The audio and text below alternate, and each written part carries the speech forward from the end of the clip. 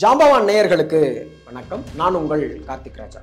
தமிழக வெற்றிக் கழகத்தினுடைய 2வது மாநில மாநாடு மதுரையில் இருக்கக்கூடிய பாராபத்திங்கிற இடத்துல வருகிற ஆகஸ்ட் 21ஆம் தேதி நடைபெற இருக்குது. அதாவது 2024 அக்டோபர் மாதம் தமிழக வெற்றிக் கழகத்தினுடைய முதல் மாநில மாநாடானது விக்கிரவாண்டியில் இருக்கக்கூடிய வீசாலை அப்படிங்கிற பகுதியில் நடைபெற்றுச்சு. தமிழக வெற்றிக் கழகத்தினுடைய தலைவர், தமிழ்நாட்டினுடைய முன்னணி நடிகரான விஜய் அவர்கள் தன்னுடைய அரசியல் நகர்வு பற்றியும் தன்னுடைய கொள்கை பற்றியும் தன்னுடைய கொள்கை தலைவர்கள் யாராரு அப்படிங்கிறத பற்றியும் அன்னைக்கு அறிவிச்சார். ஏறத்தாழ 5 லட்சத்திற்கும் மேற்பட்ட தொண்டர்களும் ரசிகர்களும் அந்த பகுதியில் அன்னைக்கு அங்கே வந்திருந்தாங்க. அவர்களுக்கான முறையான எந்த வசதியும் செய்யப்படலை அப்படிங்கிற விமர்சனம் அன்னைக்கே எழுந்தது. அவர்களுக்கு தண்ணீர் தடை இல்லாமல் வழங்க முடியல இவங்களால அப்படிங்கிறதும், ஏறத்தாழ போக்குவரத்து நெரிசல் அப்படிங்கிறது ரொம்பவே நெருக்கடிக்கு உள்ளானுச்சு அப்படிங்கிறதும் முதல் மாநாட்டில் அவங்க மேலே வைக்கப்பட்ட மிகப்பெரிய விமர்சனமா இருந்தது.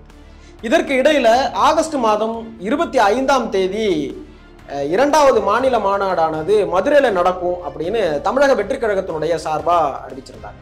இதனை தொடர்ந்து தமிழக காவல்துறையினுடைய சார்பாக ஒரு கோரிக்கை முன்வைக்கப்பட்டுச்சு.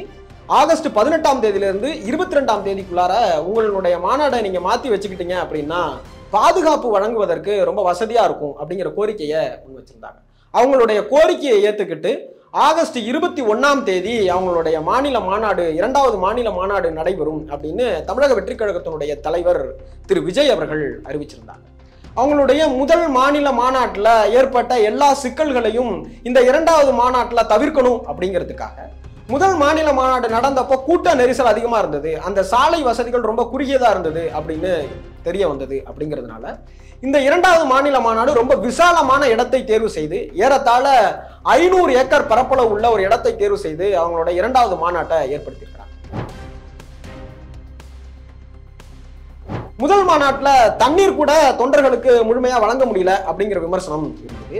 இதற்கு இடையில கடந்த மே மாதம் 18ஆம் தேதி கோவை கொடிசியால நாம் தமிழர் கட்சியினுடைய மாநாடு ஒன்று நடைபெற்றுச்சு. இந்த மாநாட்டில் முதல் முறையா நாம் தமிழர் கட்சியினுடைய சுற்றுச்சூழல் பாசறையை சேர்ந்தவங்க ஒரு முறை மட்டுமே பயன்படுத்தக்கூடிய பிளாஸ்டிக்கை, நெகிழியை நம்ம குறைக்கணும் அப்படிங்கிறதுக்காக பிளாஸ்டிக் பாட்டில்ஸ்ல தண்ணி கொடுக்கறதுக்கு பதிலாக மாற்று ஏற்பாடு செய்யணும் அப்படிங்கிறதுக்காக முதல் முறையா அவங்க ஒரு வடிவமைப்பை பிரத்யேகமாக உருவாக்குனாங்க. அது என்ன அப்படின்னா, அந்த மாநாட்டு பந்தல்ல உட்காரக்கூடிய அந்த கட்சியினுடைய தொண்டர்களுக்கு ரொம்ப அண்மையிலேயே ரொம்ப நீளமான ஒரு குழாய் பதிச்சு அதுல ஆர்வா வாட்டரை வழங்குறது. அப்ப தண்ணி வேணும் அப்படிங்கிறவங்க அது பக்கத்துல போய் அவங்க அந்த குழாயை திறந்து தண்ணி குடிச்சுக்கலாம் அப்படிங்கிற மாதிரியான ஒரு பிரத்யேகமான அமைப்பை அவங்க உருவாக்கியிருந்தாங்க.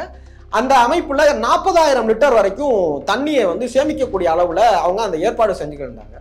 குறைய குறைய லாரிகள் மூலமா அந்த தண்ணீரை கொண்டு ரப்பிக்கலாம் அப்படிங்கிற முறையில அதை செஞ்சிருந்தாங்க. இது அந்த காலகட்டத்தில் ஒரு சிறப்பான முன்னெடுப்பா கவனிக்கப்பட்டுச்சு, எல்லாராலும் கவனிக்கவும் பட்டுச்சு, வாழ்த்தவும் பட்டுச்சு. இப்ப அதே மாடலை தமிழக வெற்றிக் கழகத்தினுடைய 2வது மாநில மாநாட்டில் மதுரையில் ஆர்வோ வாட்டரை டேப் வழியா தன்னுடைய தொண்டர்களுக்கும் ரசிகர்களுக்கும் கொடுக்கணும் அப்படிங்கிற அமைப்புல தமிழக வெற்றிக் கழகம் இந்த முன்னெடுப்பை எடுத்திருக்கிறாங்க. ஏறத்தாழ 20 நாட்கள் இந்த குழாய் பதிக்கக்கூடிய அமைப்பை செஞ்சு இவங்களும் கிட்டத்தட்ட 40,000 லிட்டர் தண்ணீரை ஒரே நேரத்தில் நிரப்பக்கூடிய அளவுக்கான பிரத்யேகமான வடிவமைப்புகளை செஞ்சிருக்கிறாங்க.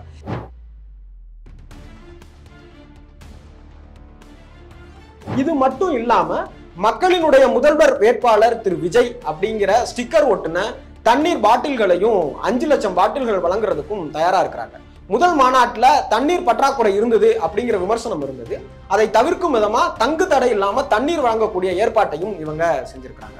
முதல் மாநாட்டில் எப்படி திரு விஜய் அவர்கள் கர்ப்பிணி பெண்கள் வர வேணாம் அப்படிங்கிற கோரிக்கையை முன் வச்சிருந்தாரோ அதே போலவே இந்த 2வது மாநில மாநாட்டிலையும் கர்ப்பிணி பெண்கள் வர வேண்டாம், கூட்ட நெரிசல்கள்ல அவங்க அவங்களை இடையூறுக்கு உட்படுத்திக்க வேண்டாம் அப்படிங்கிற கோரிக்கையையும் அவர் முன் வச்சிருக்கிறார். முதல் மாநில மாநாட்டிற்கு பிற்பாடு விஜயினுடைய அரசியல் நகர்வு அப்படிங்கிறது தமிழக மக்களிடத்திலும் சரி எதிர்கட்சிகளிடத்திலும் சரி மிகுந்த வரவேற்பும் ஆதரவும் எதிர்ப்பும்னு இப்படி எல்லாம் கலந்த கலவையாவே இருந்துச்சு. அவர் அரசியல்ல இன்னும் அவரை ஆட்படுத்திக்கணும் அப்படிங்கிற கோரிக்கையும் அவருடைய நல விரும்பிகளால தொடர்ந்து முன்வைக்கப்பட்டுக்கிட்டே இருக்கு அப்படின்னு சொல்லலாம். அவர் எந்த விஷயத்துக்கும் உடனடியாக ரெஸ்பான்ஸே பண்றது இல்லை, ரொம்ப தாமதமா அதுக்கு ரெஸ்பான்ஸ் பண்றாரு அப்படிங்கிற விமர்சனம் அவர்கிட்ட இருந்துகிட்டே இருந்தது. அண்மையில நடந்த அஜித்குமார் அப்படி அவருடைய அந்த காவல்துறை ஏற்படுத்தின அராஜகத்தின் வாயிலாக அல்லது காவல் நிலையத்தில் ஏற்பட்ட அந்த தாக்குதலுக்கு உட்படுத்தப்பட்டு மரணம் அடைஞ்ச அஜித்குமார் அப்படிங்கிறவருடைய வீட்டுக்கு அவர் நேரடியாக போனதாக இருக்கட்டும், அதனை தொடர்ந்து தமிழக அரசை அவர் கண்டிச்சு ஏற்படுத்தின அந்த ஆர்ப்பாட்டமா இருக்கட்டும், அந்த ஆர்ப்பாட்டத்தில் அவர் வெறும் 13 நிமிஷம் மட்டும்தான் பேசினாரு அப்படிங்கிறதும் மிகப்பெரிய விமர்சனத்தை உண்டாக்குனுச்சு. இதற்கு இடையில பரந்தூருக்கு அவர் நேரடியா போய் அந்த பரந்தூர் மக்களை சந்திச்சு அவங்களுடைய போராட்டத்திற்கு ஆதரவு தெரிவித்து அவர் பேசிட்டு வந்தது அப்படிங்கிறதும் குறிப்பிடத்தக்கது. அதற்கு பிற்பாடு அவர் மிகப்பெரிய அரசியலை களப்பணியில அவர் ஈடுபடுத்தலை அப்படிங்கிறதும், அண்மையில நடந்த தூய்மை பணியாளர்கள் பிரச்சனையை கூட அவர் தன்னுடைய கட்சி அலுவலகத்துக்கு அவங்கள வர வச்சுதான் ஆதரவு தெரிவிப்பதாக இருக்கட்டும் அல்லது நலத்திட்ட உதவிகள் செய்வதாக இருக்கட்டும், இது எல்லாமே அவர் ஒர்க் ஃப்ரம் ஹோம் அப்படிங்கிற ஒரு ஆப்ஷன்லயே பாலிடிக்ஸ் அணுகிறாரு அப்படிங்கிற விமர்சனம் தொடர்ச்சியா அவர் மேல சுமத்தப்பட்டுக்கிட்டே வந்தது. அண்மையில நடந்த திருநெல்வேலியில கவின் அப்படிங்கிறவருடைய ஆணவ படுகொலைக்கு திரு விஜய் அவர்கள் மௌனம் சாதித்தது ரொம்ப கண்டிக்கத்தக்கது அப்படின்னும், அவர் அது குறித்து எந்த விதமான அறிக்கை கூட வெளியிடல அப்படிங்கிறதும் மிகப்பெரிய விமர்சனத்தை உண்டாக்குச்சு. இதற்கிடையில திரு விஜய் அவர்களுடைய பாலிடிக்ஸ் கிராஃப் அப்படிங்கிறது பதுங்குவதும் திடீரென்று பாய்வதும் இப்படியுமான ஒரு அப்ஸ் அண்ட் டவுன்ஸாவே இருக்கு அப்படிங்கிறத தான் நாம தொடர்ச்சியா பார்த்துக்கிட்டோம். இதற்கு இடையில அவருடைய கொள்கை நிலைப்பாடு என்ன அப்படிங்கிறத எளிய மக்களுக்கும் புரியும் விதமா இந்த மாநாட்டில் அவர் விளக்குவாரா அப்படின்னும், முதல் மாநாட்டில் ஆட்சியிலும் பங்கு அதிகாரத்திலும் பங்கு அப்படிங்கிற ஒரு திட்டத்தை அவர் முன்மொழிச்சார்.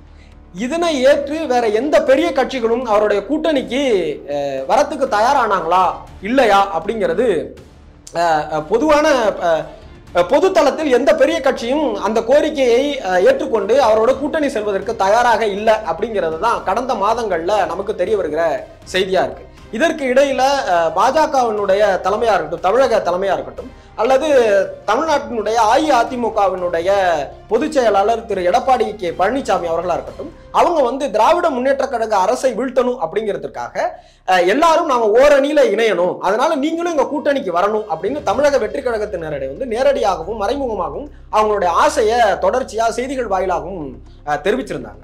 ஆனால் அதை தமிழக வெற்றி கழகம் கிட்டத்தட்ட திட்டவட்டமாகவே மறுத்துட்டாங்க அப்படின்னு தான் சொல்லணும். இதற்கு இடையில திரு விஜய் அவர்களுடைய கூட்டணி நிலைப்பாடு என்ன அப்படிங்கிறத பத்தி இந்த மாநில மாநாட்டில் விளக்குவாரா அல்லது அவர் மேல வைக்கப்பட்டிருக்கிற விமர்சனங்கள் எல்லாத்துக்கும் முற்றுப்புள்ளி வைக்கும் விதமா இந்த எல்லா நிகழ்வுகளுக்கும் அவருடைய எதிர்வினையை இந்த மாநில மாநாட்டில் அவர் விளக்குவாரா அப்படிங்கிறதும், இந்த மாநில மாநாடு முடிஞ்சதுக்கு பிற்பாடு தொடர்ச்சியா விஜய் ஒரு சுற்றுப்பயணம் மேற்கொள்வாரு அப்படின்னு முதல் மாநில மாநாடு முடிஞ்சதுல இருந்தே சொல்லப்பட்டுக்கிட்டே வருது. ஆனா அது குறித்த எந்த அறிக்கையும் தகவலும் இதுவரைக்கும் அதிகாரப்பூர்வமா வெளியிடப்படலை.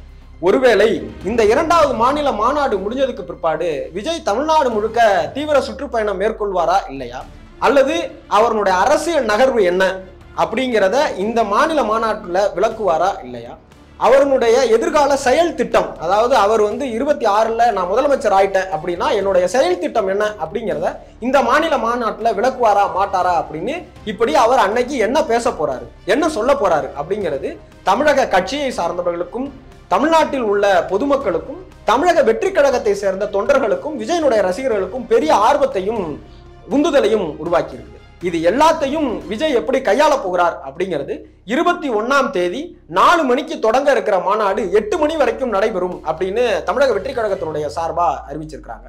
தமிழக வெற்றி கழகத்தினுடைய தலைவர் விஜய் அரசியல் முடிவில் சாதித்தாரா சறுக்கினாரா அப்படிங்கிறது 21ஆம் தேதி அந்த மாநாடு முடிஞ்சதுக்கு அப்புறம் தான் நமக்கு தெரிய வரும்னு நினைக்கிறேன். நன்றி.